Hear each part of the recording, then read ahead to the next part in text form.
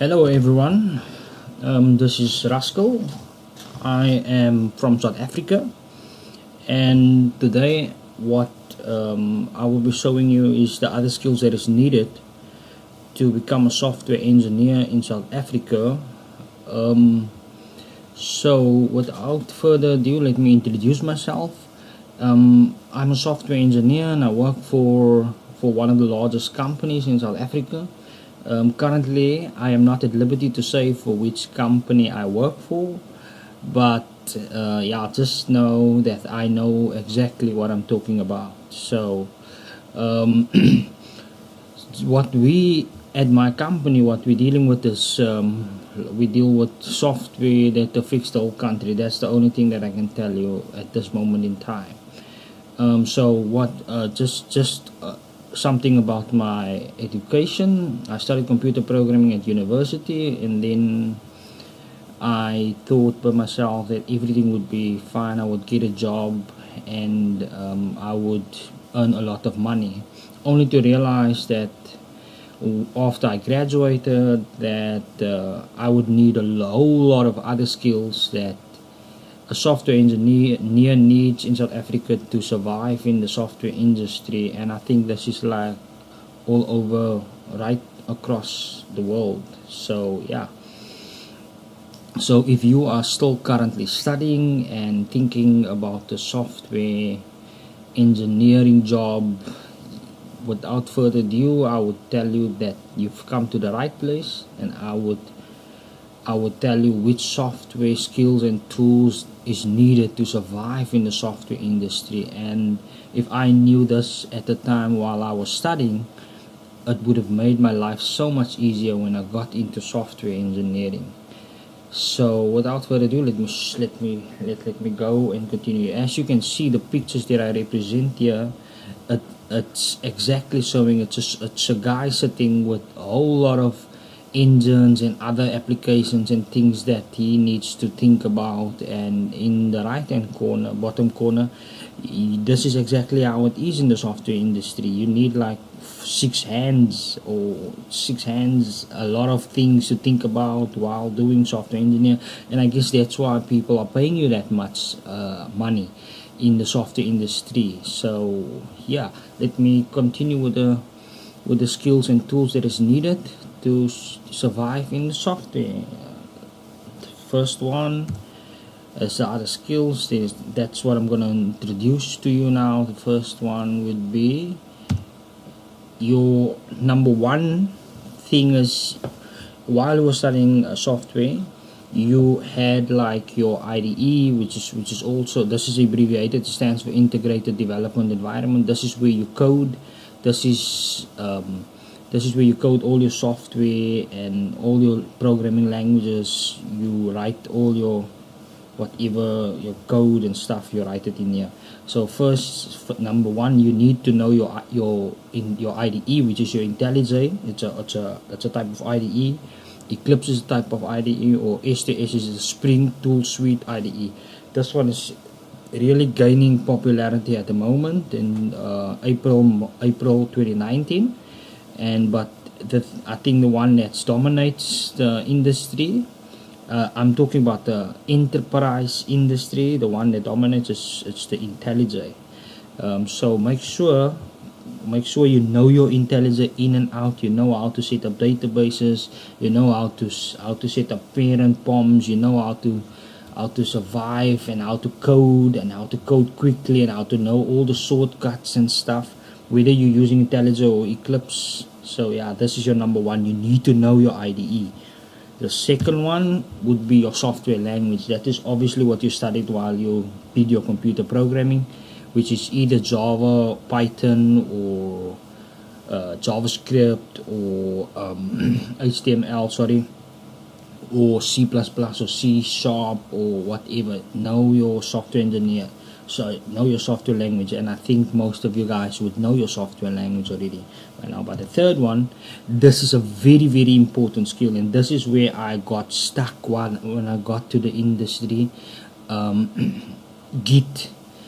It's called Git, or it's similar to GitHub, and it's how you clone your repositories, how you it's this is what they use. This is used in the industry heavily, and I don't think there's a lot of emphasis placed on Git or GitHub in the on the software courses in South Africa, which is either at CPUT or UCT or Stellenbosch University or Nelson Mandela University or any other university, Wits University in South Africa. So this is important, a very important skill. Guys, I can't stress this enough. I got my ass kicked when I got to the industry. I had to sit hours and hours and nights just to learn how Git works and how Git flow works, how what is rebase, what is fetch, what is Git clone, and how to push to your remote repository, how to start and do releases and everything. So this, guys, I cannot stress this enough. This is a very important skill that you need. Git is a paid version, but you can use GitHub, which is similar to Git, and that will get you up and running. If I can just show you how it looks, I just want to show you Git. This is how Git looks. It's called Git that's what it's a version control system. That is when a lot of developers is working on specific pieces of code. Once you're done with your piece of code, you just push it upwards, or you just, in layman's terms, place it at a place so that your manager or supervisor, in layman's terms, I'm trying to explain this in very layman's terms, so that your manager or supervisor can go and have a look at it and see what type of code you write, and then give you reviews on the things. Alright, that's important. Another important one is what we call it's Jira. Now what Jira is a ticketing system. That is when your team lead or your supervisor or your manager gives you work, he will not give you work on a piece of paper. He will just assign like a ticket to you, with all the descriptions, with all the type of work that is needed. It's in there. That is also a very important thing, Jira, so that you can understand. There is a lot of others, but the one that I will be focusing on this video is Jira. So yeah, Jira is something that you need to know how it works, and so that you can understand how things work in the industry. This is important. Then another number five is the servers. You get different type of servers. You get what I'm talking about here is your application servers, which is like your Liberty, your WAS ND servers, your Tomcat, your Blastfish servers, and those things. So you need to know how they work. As a software engineer in South Africa, you need to know how they work, and you need to know how to deploy to a software. You need to know how to get to a software. You need to know what is on a server. So these are things that you need to really take note of. So servers, how they work. Ones that quickly comes to mind is Liberty and IBM WAS ND. So yeah, you can Google and see if you get something similar. Number 6, another one that I did not know of, or while I did my course we did not focus on this, was Jenkins. There's a whole lot of others, like I think there's Traverse, but Jenkins is the one that I will be focusing on in this one. Jenkins, make sure that you know how Jenkins operate, how it works, how build jobs is created, how data loaders is deployed, and all of those things. Very important one also. Number 7, Maven or Gradle. I think while you were doing your course, you had to, if you more into Android development or something, you would use Gradle. This is just a dependency management tool. And what if you want with the backend, we go with Maven, which is which they use for Java or Python or PHP or something in that line. So this is also something that you should know how it works. Number one, Docker. By now, if you don't know what Docker is, then I think come out of the old age and come into the 21st century, because Docker is actually taking over. Everything is now Dockerized. The whole world, the software industry is moving into that direction. So yeah, I'm just telling you, I'm just giving you a heads up on things that you need to know before you get to the software industry once you get a job. Next one, it's number 9. It's a database management tool like Squirrel or something else. Squirrel is the one that comes to mind at my company that I'm at.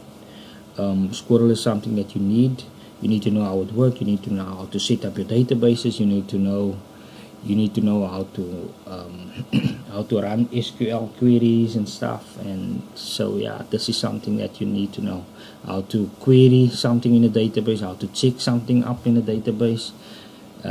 So yeah, this is something that you need to know. Squirrel or any other database management tool. I think there's like Eclipse and IntelliJ that has its own database management tool. So yeah. Number 10, deployment tools like WinSCP. This more comes into play when you're done with your software. You finish with your piece of code, and now you just want to test it out on a server. You will use like WinSCP or Putty to connect to that server, then drop the WAR file or the thing that you drop it on your server and run it, and just see if you get the desired results. Number 11, this one goes, number 10 and number 11. Number 10 and number 11 goes hand in hand. After you deploy to WinSCP or to a server, you would use like your Postman or your SOAP UI to test that endpoint, or to test whether the software that you wrote works and you getting the desired results according to your ticket that was assigned by you in Jira or something else. You see how all of these things fits together? So yes, you need to know. This is stuff that you need to know before you get, not before you, but you learn it in the industry. But it's nice just to have like a heads up so that you can anticipate what comes next in the software industry. Last but not least, I think this is, if you're a backend developer, this is very, very important.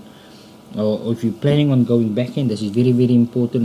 We call it MOBA Xterm. It's something to SSH into a server, to read the logs. If you're a backend developer, you will deal with mostly you will deal with a lot of logs and see and exceptions and reading and making sure you get the logs right. You read the logs right. If you do like a whole lot of problem solving, this is what you would need. MOBA, it's called MOBA Xterm. So yeah, so that is my 12 tips that I can give you to get to the software, to know before you get to the software industry, or just to be aware before you get to the software industry. So I just want to say thanks for watching, and I hope you subscribe to my channel. And if you like what I shared with you, give me a like, give me a thumbs up, and I will continue. You can